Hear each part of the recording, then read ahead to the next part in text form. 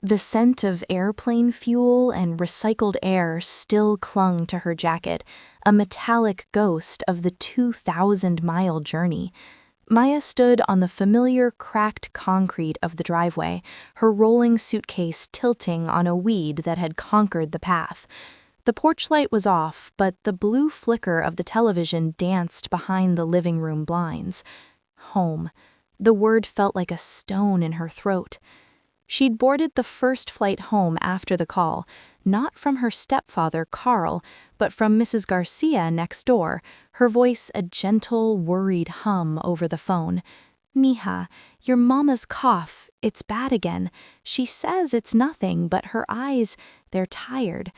So Maya had left her nascent graphic design internship, her tiny studio apartment with its proud IKEA furniture, and the fragile independence she'd built over 3 years.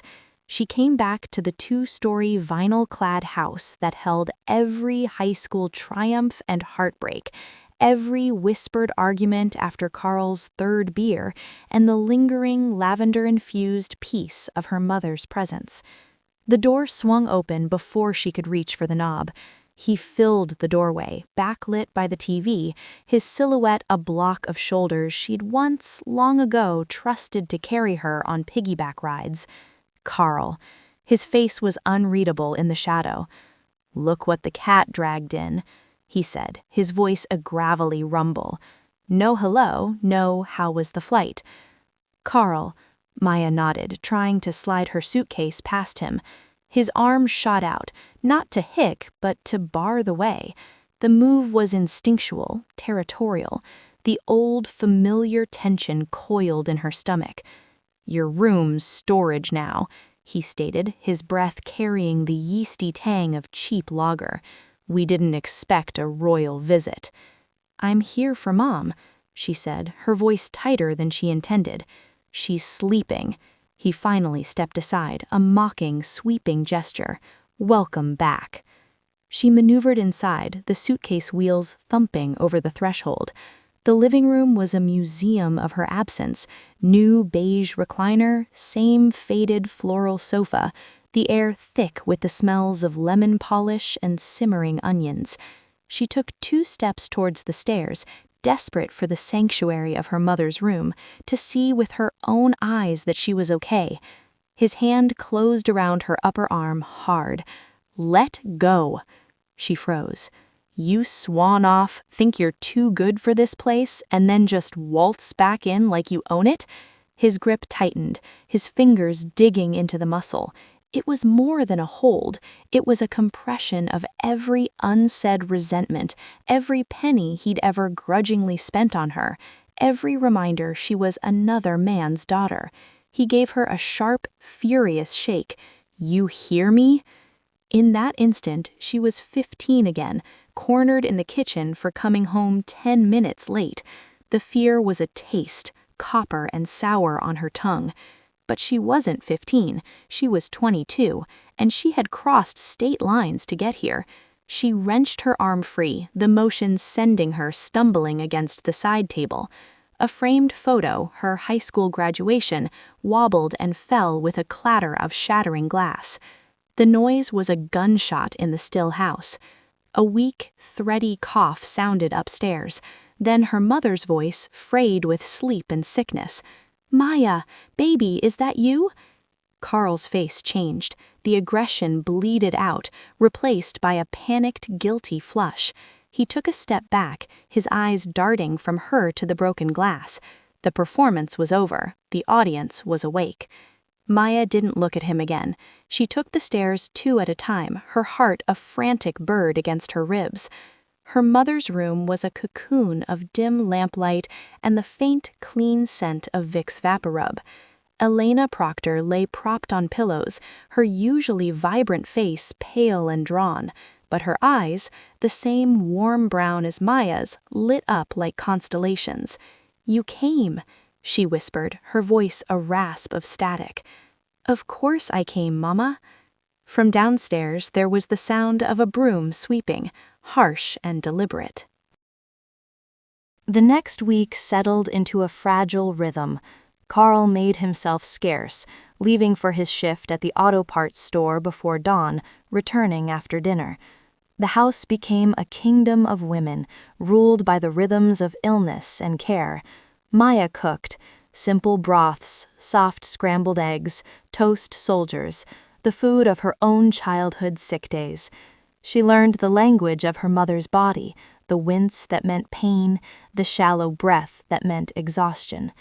One afternoon, as Maya sorted a basket of laundry in the living room, she found one of Carl's work shirts, the sleeve torn.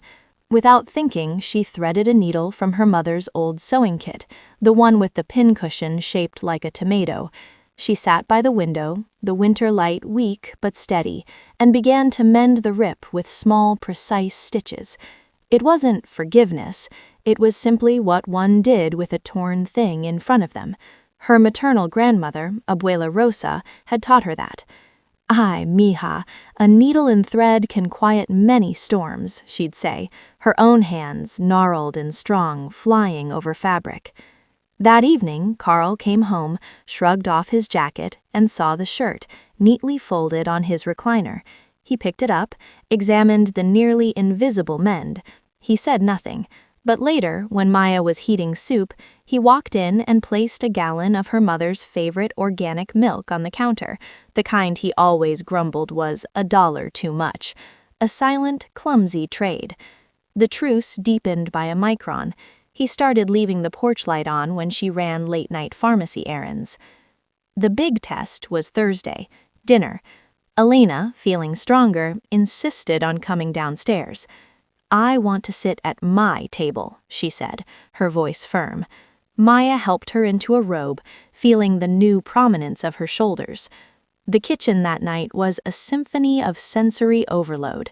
Maya chopped onions, her eyes stinging. Garlic sizzled in olive oil, releasing its pungent, comforting perfume. Carl, unusually, hovered.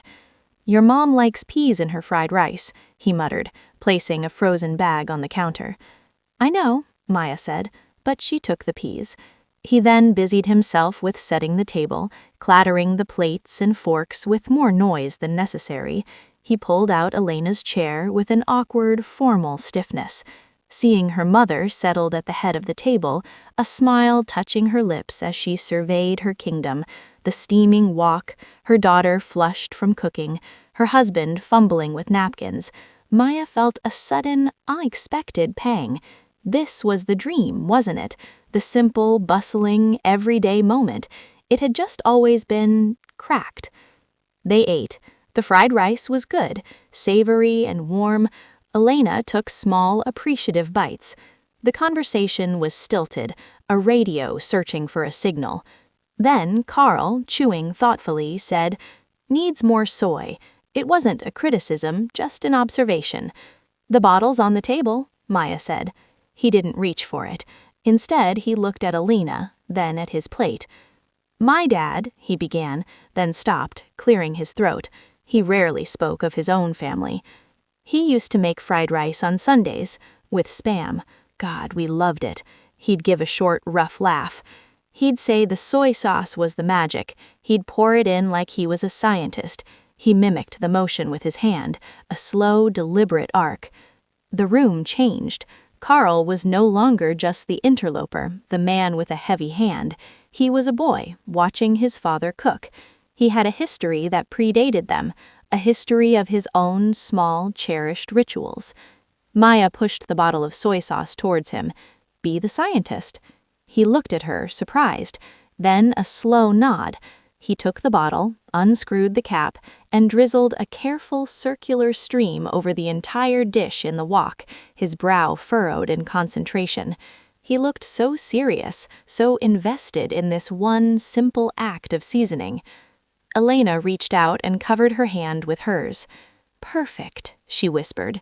And for a moment, it was. The steam rose, carrying the deep, salty scent. The clock ticked. The furnace kicked on with a familiar thump.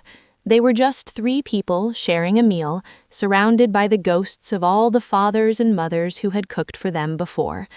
Maya realized then that belonging isn't about a perfect, unbroken history. It's about choosing to add your thread to the worn and mended tapestry, even if the color doesn't quite match. Later, after her mother was tucked in, Maya went to the basement to find an old photo album. In the concrete chill, under the single bare bulb, she saw it, Carl's workshop. But it wasn't a workshop, it was a half-built dollhouse. A beautiful, intricate Victorian dollhouse, sanded wood, tiny shingles piled neatly, a little staircase. On a stool beside it sat a framed, faded photo of a little girl with pigtails, Maya, at 7, the age when she desperately wanted a dollhouse. She stared, her breath catching. He'd never given it to her. The fights had started around then, the distance growing like a weed, and the dollhouse, this labor of silent, gruff love, had been shelved, forever under construction. She heard a creak on the stairs. Carl stood there, frozen, caught. His face cycled through embarrassment, defiance, and finally, a raw, unvarnished shame. "You never finished it," she said softly, not an accusation, just a fact. He shoved his hands in his pockets, looking at the dollhouse, not at her. "Got the angles wrong on the roof," he mumbled. "Could never get it right." Maya walked over, ran a finger along a smooth, sanded wall. "It just needs a roof, that's all." He was silent for a long time. The furnace hummed. Then, in a voice so low she almost didn't hear it, he said, "I'm sorry about when you came home. I felt like you were judging the whole place, judging me for not taking better care of her." She understood then. His anger had been the twisted, ugly cousin of his own fear, his own inadequacy. Her return had held up a mirror, and he hated the reflection. "I wasn't judging you," she said, and it was mostly true. "I was just scared for her."